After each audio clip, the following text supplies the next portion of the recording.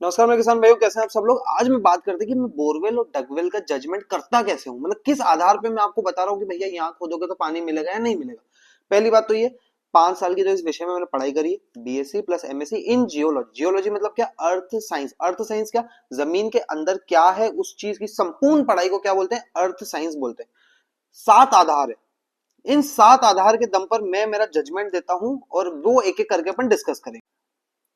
सबसे पहला पॉइंट जिसके दम पर हम बोरवेल और डगवेल का जजमेंट करते हैं, पहली चीज होती है हाइड्रोजियोलॉजी। हाइड्रोजियोलॉजी क्या होता है कि भैया जमीन के अंदर पानी पत्थर और मिट्टी में बह कैसे रहा है, अगर उसके आप भाव को समझो, उसके मूवमेंट को समझो कि भैया ऊपर से नीचे जा रहा है, नीचे से ऊपर जा रहा है, कि कहां जा रहा है, रेडियल मूवमेंट है, उसका ड्रेनेज कैसा है, उसके आधार पर ही आप बोरवेल तथा डगवेल का जजमेंट कर सकते हैं। ये आपका पहला आधार है। दूसरा आधार जो होता है उसको बोलते हैं स्ट्रेटिग्राफी। स्ट्रेटिग्राफी क्या होती है कि भैया जब आपने बोरवेल करा, कच्चा आया पक्का आया, माला आई, कच्चा आया पक्का आया, माला आई, या फिर सैंडस्टोन आया, लाइमस्टोन आया, शेल आया, कौन सा पत्थर आ रहा है, कौन सा पत्थर आ रहा है, उसके साथ उसका अरेंजमेंट कैसा है, ये भी एक इंपॉर्टेंट चीज है जिससे आप बोरवेल सर्वेक्षण की जजमेंट कर सकते हैं। तीसरी चीज के बारे में बताते हैं वो है टोपोग्राफी। टोपोग्राफी क्या होता है कि भैया जो हमारे फिजिकल कैरेक्टरिस्टिक है, फिजिकल कैरेक्टरिस्टिक क्या होते हैं? पहाड़ है, बल्डा है, हल्का सा डिप्रेशन बन रहा है, नाला जा रहा है, नदी जा रही है, उसके आधार पे हम करते हैं।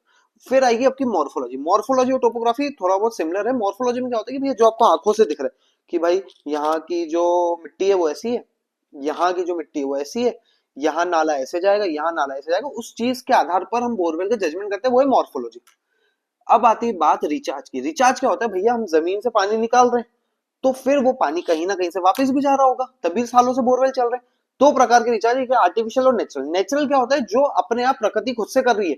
भाई नाला बह रहा है, नाला कुछ पानी रन ऑफ कर रहा है, कुछ फेंक रहा है, कुछ जमीन में वापस अंदर डाला है। आर्टिफिशियल क्या होता है? भाई हमने तालाब खोदा, तालाब खोदा, अब तालाब का जो मूवमेंट अंदर का वो इस तरफ है, तो यहाँ के बोरवेल सक्सेस, यहाँ के बोरवेल फेल। साधारण सी बात।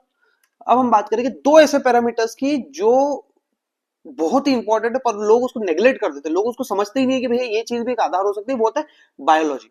बायोलॉजी में क्या है? बायोलॉजी की दो ब्रांच, एक तो जूलॉजी जीव शास्त्र और एक बॉटनी।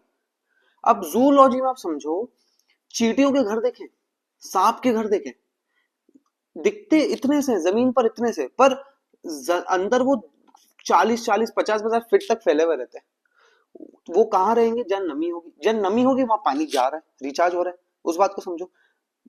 बॉटनी क्या बोलती है कि भैया आप, खजूर का झाड़ है, उसकी रूट से भाई पानी, पेड़ को भी तो पानी चाहिए, वो भी एक आधार बनता है जिसमें बोरवेल का जजमेंट होता है। फिर क्या आता है? फिर आता है आपका इंस्ट्रूमेंट।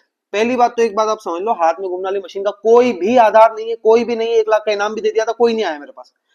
एक ही मशीन है, उसको बोलते हैं रजिस्टिविटी मीटर। रजिस्टिविटी मीटर क्या करती है? जमीन के अंदर करंट भेजती है, करंट से पत्थर पता लगता है, पानी पता लगता है, एक्वीफर पता लगता है। एक्वीफर वो पत्थर जिसमें पानी लेने और देने की क्षमता होती है। इन सबके आधार की एक सीक्वेंस बनती है, पहले ये फिर ये, और इसी के दम पर आप बता सकते हो कि बोरवेल तथा डगवेल का जजमेंट।